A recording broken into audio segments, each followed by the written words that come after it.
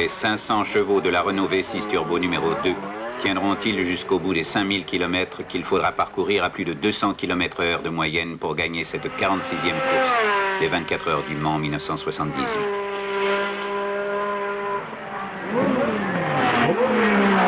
La lutte est serrée entre Renault et Porsche.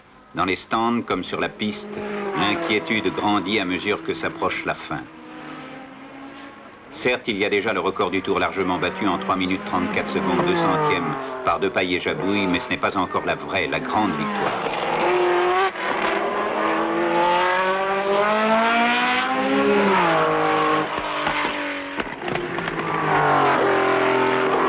« 11 juin, 16h, c'est chose faite. La Renault Turbo V6 de Josso Pironi passe la ligne d'arrivée en vainqueur. En 3 ans d'efforts, Renault inscrit de nouveau son nom au palmarès des 24 heures du Mans. Et Jean-Pierre Josso en tête du classement à la distance.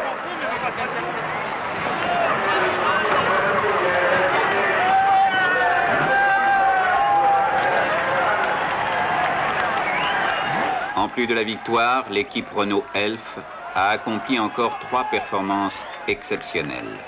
Pour la première fois, le cap des 5000 km a été franchi, le record du Tour a été pulvérisé, Renault a mené devant Porsche tout au long de la course.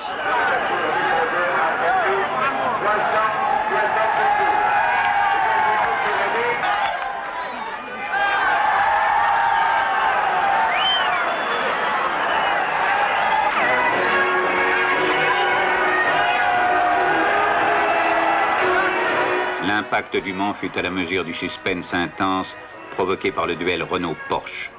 À travers le monde, des dizaines de millions d'hommes et de femmes ont, d'une manière ou d'une autre, été informés de cette grande performance grâce aux mass médias.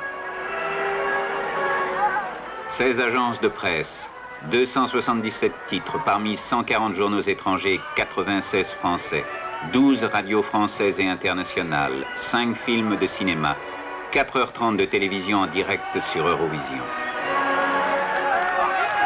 Des paroles, des images et des mots sans frontières qui s'en vont propager aux 4 coins du monde la notoriété, le dynamisme d'une grande entreprise de plus de 200 000 personnes.